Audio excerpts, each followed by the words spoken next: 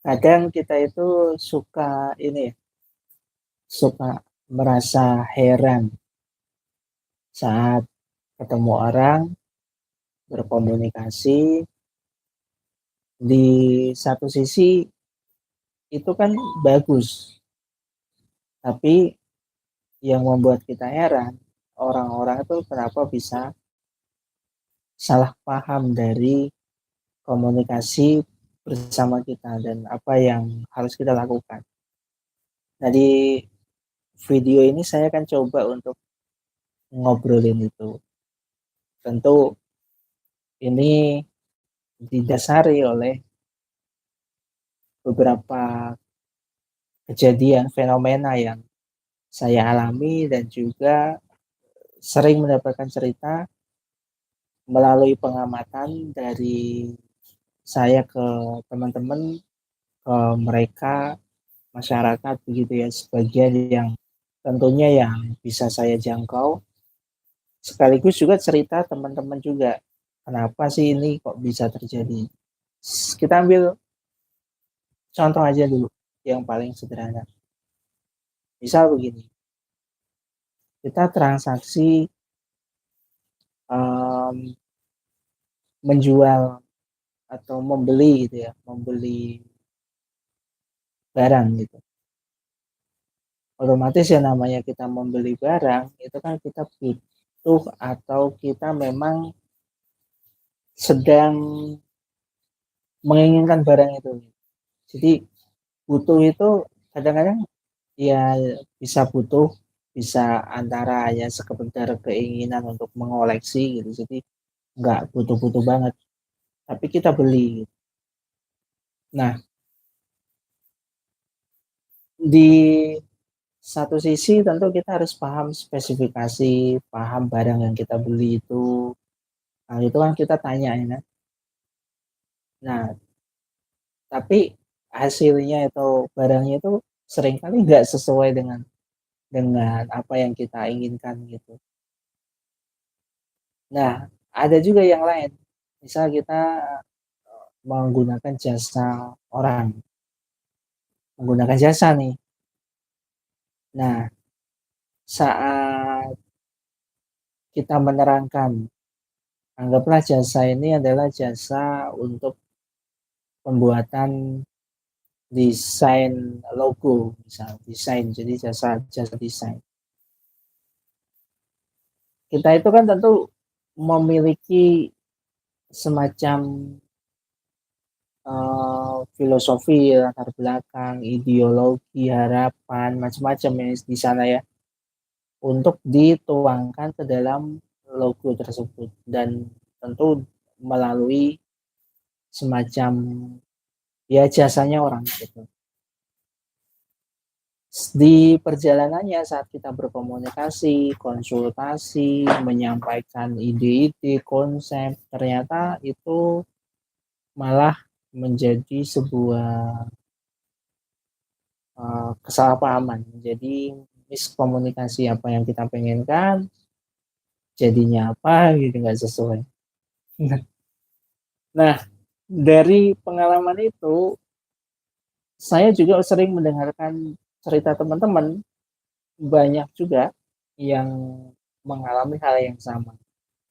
Misalnya mereka mau nyebrang jalan, mereka berdiri di pinggir jalan. Nah, ternyata yang datang ini bukan mau menyeberang jalan, tapi memberi uang karena kasihan dia berdiri di pinggir jalan dengan nominal tertentu, misalnya dua ribu rupiah, 5.000 rupiah, 1.000 rupiah, ada juga yang ngasih 500 rupiah, ada yang ngasih 10.000, macam-macam lah gitu. Nah, salahnya tuh di mana ya sebenarnya? Nah, saya coba untuk merenungi itu gitu, saya coba untuk memahami kenapa ya kok bisa orang-orang itu terjadi miss di setiap komunikasi dengan saya, terjadi miss dengan teman-teman yang cerita kepada saya gitu, saya pelajari gitu. Nah, ada satu satu teori dari mentor saya, yaitu teori di mana orang itu akan akan mau mendengarkan, akan mau menjadi semacam, akan bisa memahami kalau mereka itu setara gitu. Kalau mereka nggak menyertakan rasa-rasa terlalu berlebihan, rasa mengagumi yang berlebihan itu juga salah, rasa kasihan yang berlebihan itu juga salah.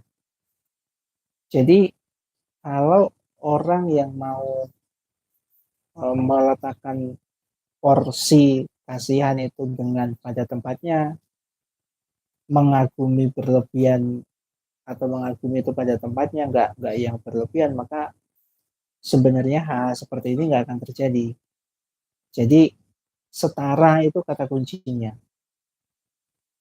Nah, saya tentu dari sisi statement mentor saya jadi penasaran kan. Saya menggali lagi, apa sih yang menjadi unsur atau yang menjadi faktor kenapa orang ada yang setara, ada orang yang nggak setara, nggak level gitu kan, nggak sama gitu. Karena kembali lagi ke faktor satu, ada label disabilitas dan label non disabilitas. Label disabilitas dibagi dua juga, ada label disabilitas yang mereka berpendidikan, mereka yang um, memiliki keberuntungan, jadi mengikuti pendidikan formalnya mulai dari jenjang TK, SD sampai kuliah. Ada yang mereka disabilitas yang enggak sampai kuliah, jadi mereka mungkin ada yang sampai cukup SMA, ada yang SD, ada yang SMP gitu, jadi macam-macam.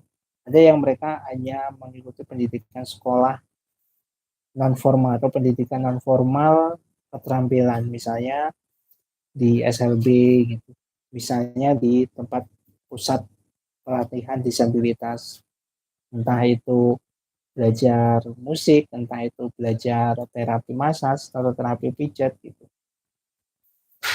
Nah, ada kategori itu, ada kategori pendidikan yang non disabilitas, ya itu menjadi semacam label kalau mereka itu lebih di atas kita, lebih di atas disabilitas. Secara mereka bisa melihat, physically mereka nggak ada masalah gitu. Nah, akhirnya terjadilah semacam salah paham, salah salah menempatkan dan salah menyikapi akhirnya. Apa terus kita biarkan seperti ini? Tentu sebagai orang yang waras gitu, yang memiliki akal sehat, ya kita nggak pengen salah paham terus sama orang, salah komunikasi terus sama orang. Nah, jadi bagaimana? Nah, saya juga dapat pertanyaan itu. Harusnya bagaimana kalau misalnya perspektifnya atau pemahaman atau sudut pandangnya adalah karena orang itu mempunyai semacam skat, semacam batasan, semacam label tadi, labelnya yang nggak setara. Ada label yang setara, ada label yang nggak setara. Cara mengembalikannya adalah yang pertama, semua siapapun nih individunya, manusia itu sama. Itu jangan dianggap klasik aja gitu, teori aja, jangan dianggap apa sih jadul gitu. Karena memang benar semuanya tuh sama, dan nggak bisa milih juga. Misalnya teman-teman bisa berpendidikan sampai kuliah gitu, itu bukan karena pilihan teman-teman, karena memang keberuntungannya dan faktor-faktor seperti keluarga, kesempatan itu ada di teman-teman. Sedangkan yang di tempat lain atau teman-teman yang lain itu ada yang nggak bisa seperti itu, keluarganya mungkin faktor ekonomi yang nggak mengizinkan atau kesempatannya nggak ada untuk kuliah. Mereka yang disabilitas itu juga bukan karena milih gitu, jadi mereka sudah dikasih, lahir di keluarga siapa, kemudian kondisinya bagaimana, itu ya sudah menjadi garis bagiannya gitu, perannya, tugasnya. Jadi seperti itu. Kita mau meletakkan itu. Kalau kita nggak mau meletakkan manusia itu sama, ya mau sampai kapanpun, seintelektual apapun teman-teman, sepinter apapun mereka, maka yang ada adalah ya yang satu pengen nyebrang jalan, yang satunya pengennya karena kasihan ngelihat orang berdiri ngasih uang gitu. Padahal solusinya sebenarnya pengen nyebrang jalan. Yang disabilitasnya pengen belanja, yang punya warung karena mungkin kebingungan untuk komunikasi, dia bingung kalau komunikasi sama orang nggak ngelihat atau sama disabilitas tuh mereka serba nggak ngerti. Ya sebenarnya bukan serba nggak ngerti, karena emang nggak mau meletakkan porsi kasihannya ada di mana, seberapa. Jadi kita anggap paling gampang adalah wajar, semuanya wajar. Ada di posisi A, menempati posisi A, itu wajar. Misalnya ya disabilitas, misalnya non disabilitas, misalnya orang yang pendidikannya tinggi, orang yang pendidikannya rendah gitu, orang yang ekonominya pas-pasan, orang yang ekonominya berlebihan atau malah melimpah gitu, orang kaya. Nah, semuanya kalau kita mau meletakkan dari teori mentor saya tadi, yaitu setara, sama manusia itu, maka ketika komunikasi kita mau mendengarkan. Setelah kita dengar, setelah kita uh, cerna dulu dari komunikasinya, maka kita akan paham dan baru bersikap gitu. Nah, ini mendasar tapi sering dilupakan. Tentu ini bukan satu-satunya masalah yang terjadi, yang pemicu utama kenapa orang jadi selalu salah paham, tapi ini sebuah sinyal, salah satu sinyal bahwa kita itu masih ada di zona kelompok-kelompok gitu, zona menganggap kalau orang lain itu nggak sama dengan kita, nggak level, dan kita lupa padahal apa yang dialami oleh seseorang, oleh mereka, oleh saya gitu, itu nggak menutup kemungkinan kita juga akan ada di posisi itu. Ya, saya ambil contoh nih, misalnya saya disabilitas nih, saya punya teman orang non disabilitas. Oke, non disabilitas itu bukan berarti nggak bisa jadi disabilitas, pasti bisa menjadi disabilitas. Misalnya dia menua gitu, sudah umur 60, maka dia akan mengalami penurunan dari sisi penglihatan. Disabilitas kan kalau sudah mengalami penurunan, apalagi kalau drastis, kemudian apalagi kalau melihatnya di hari-hari di jam-jam tertentu, misalnya siang aja, kalau malam nggak bisa melihat gitu, itu tuh masuk ke kategori disabilitas. Cuman level disabilitasnya ada yang ringan, ada yang sedang, ada yang parah. Kalau saya sudah total gini ya parah gitu, nggak bisa lihat. Nah kita tuh melupakan itu, sehingga ya kayak merasa oh saya gini, gagah terus, saya sukses terus, sehingga setara itu dilupakan. Manusia yang seharusnya bisa saling bantu, saling support, yang berpendidikan tinggi ya bisa memberi, menularkan ilmunya untuk orang-orang yang nggak berpendidikan tinggi dengan sikapnya, dengan segala sesuatunya gitu kan.